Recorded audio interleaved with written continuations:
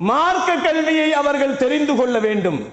மார்க்கத்தை பற்றியும் தொழுகையை பற்றியும் கடமைகளை பற்றியும் பெற்றோர்களுக்கு செய்ய வேண்டிய கடமைகள், குழந்தைகளுக்கு செய்ய வேண்டிய கடமைகள், முதியவர்களுக்கு செய்ய வேண்டிய கடமைகள், சமூகத்திற்கு செய்ய வேண்டிய கடமைகள் என்றெல்லாம் நிறைய கடமைகளை பற்றியும் அவரவர்கள் சுய ஒழுக்கங்களை பற்றியும் அவர்களுக்கு தேவையான மார்க்க சட்டங்களை பற்றியும் தெரிந்து கொள்வது மிக அவசியமாக இருந்து கொண்டிருக்கிறது.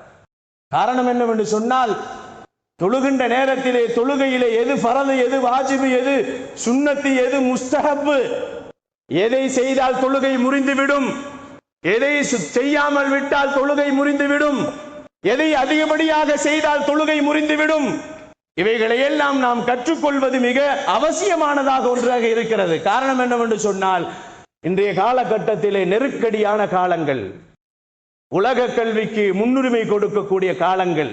நம் பிள்ளைகள் டாக்டராக வேண்டும், நம் பிள்ளைகள் அரசியல்வாதியாக ஆக வேண்டும், நம் பிள்ளைகள் என்ஜினியராக ஆக வேண்டும், வக்கீலாக ஆக வேண்டும் என்று நாம் கற்பனை செய்து கொண்டிருக்கின்ற நேரத்திலே அந்த இன்ஜினியராக கூடியவர்கள் தொழுகையாளியாக ஆக வேண்டும், தொழுகையோடு இன்ஜினியராக இருக்க வேண்டும், தொழுகையுள்ள டாக்டராக இருக்க வேண்டும் என்ற எண்ணங்கள் நம்மிடத்தில் வர வேண்டும் என்பதற்காக வேண்டித்தான் கோடை காலம் பயிற்சி முகாம் என்பதாக ஒவ்வொரு பள்ளிகளிலும் நடத்தப்பட்டு கொண்டிருப்பதை நாம் பார்த்து கொண்டிருக்கிறோம்.